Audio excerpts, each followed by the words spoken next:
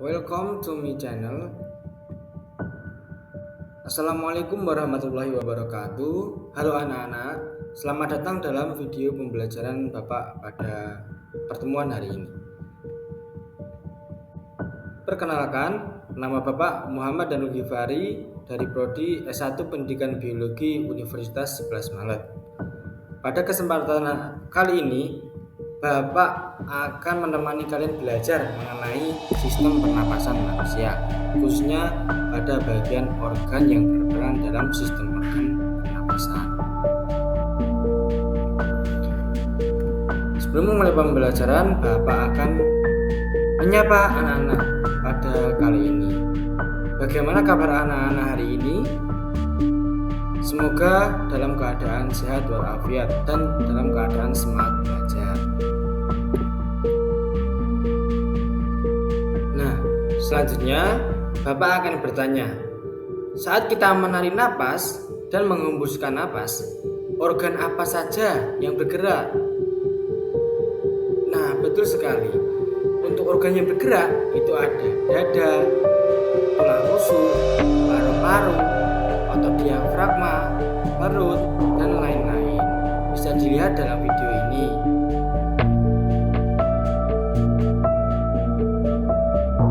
Nah, ini adalah gambar-gambar dari otot diafragma yang bergerak. Terus ada juga gambar dari paru-paru.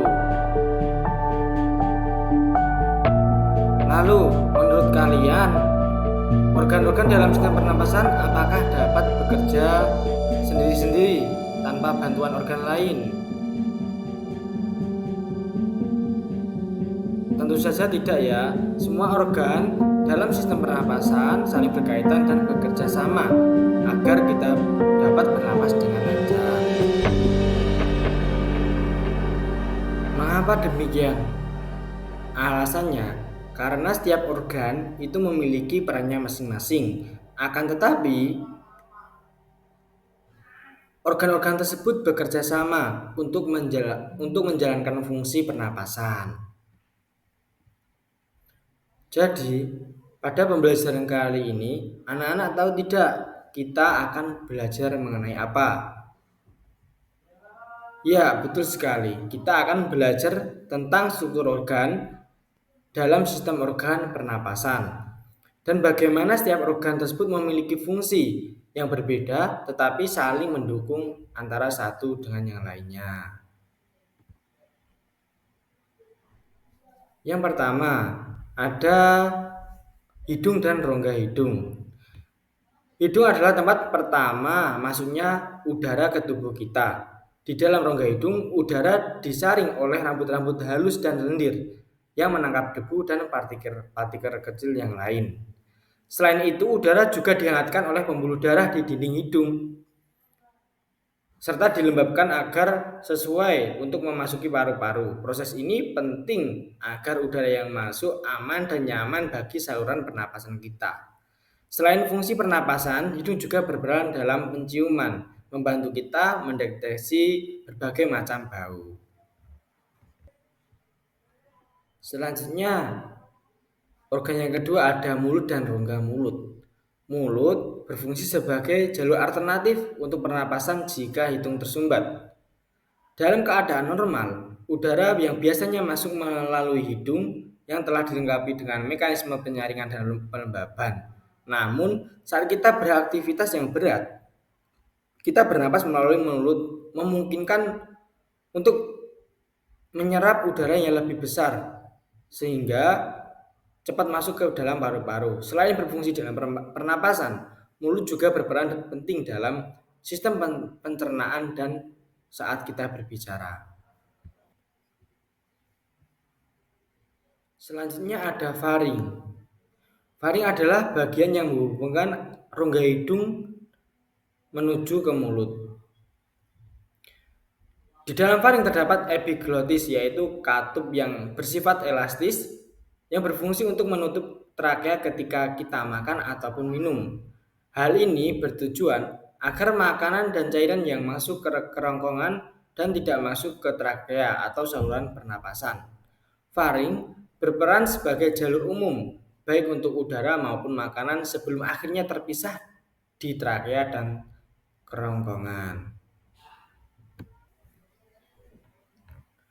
Organ yang kelima ada laring. Nah, laring ini terletak di bawah faring dan merupakan bagian yang menghubungkan faring ke trakea. Di dalam faring terdapat dua pita suara yang berfungsi dalam proses berbicara. Laring juga berfungsi sebagai pengaman jalan napas dari partikel yang tidak seharusnya masuk seperti makanan. Saat menelan, epiglotis di laring akan menutup jalan napas sehingga makanan tidak bisa melewati kerongkongan. Karena apa? Karena jika melewati maka akan tersedak. Nah, selanjutnya ada trakea. Trakea sendiri adalah tabung yang panjangnya sekitar 10-12 cm dan terletak di depan kerongkongan, menghubungkan laring dengan bronkus. Dinding trakea diperkuat oleh cincin tulang rawan yang menjaga trakea tetap terbuka dan memungkinkan udara mengalir dengan lancar. Udara yang melewati trakea mengalami pelembaban dan pemanasan lebih lanjut sehingga udara yang sampai ke paru-paru berada pada suhu yang optimal untuk melakukan proses pertukaran antara karbon dioksida dengan oksigen. Organ yang selanjutnya ada bronkus. Nah, ini. Bronkus adalah dua cabang utama yang terbentuk dari ujung trakea dan mengarah masing-masing ke paru-paru. Bronkus kanan menuju paru-paru kanan, sedangkan bronkus kiri menuju ke paru-paru kiri.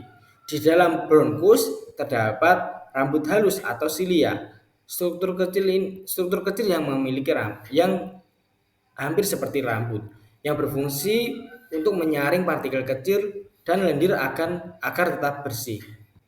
Silia ini membantu mendorong lendir yang berisi partikel keluar dari saluran pernapasan agar tubuh tetap sehat. Nah, selanjutnya percabangan bronkus disebut dengan apa anak-anak? Tahu tidak? Ya, betul sekali. Percabangan bronkus disebut dengan bronkiolus. Jadi pengertiannya adalah bronkiolus merupakan cabang-cabang kecil dari bronkus yang mengarahkan udara lebih dalam ke dalam paru-paru.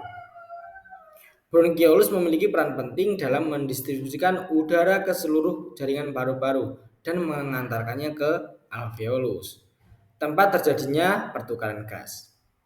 Bronkus tidak memiliki tulang rawan seperti trakea dan bronkus, sehingga bronkus itu bersifat lebih fleksibel dan dapat menyempit atau melebar sesuai kebutuhan tubuh. Organ yang terakhir pada sistem pernapasan apa anak-anak? Ya, betul terakhir adalah alveolus.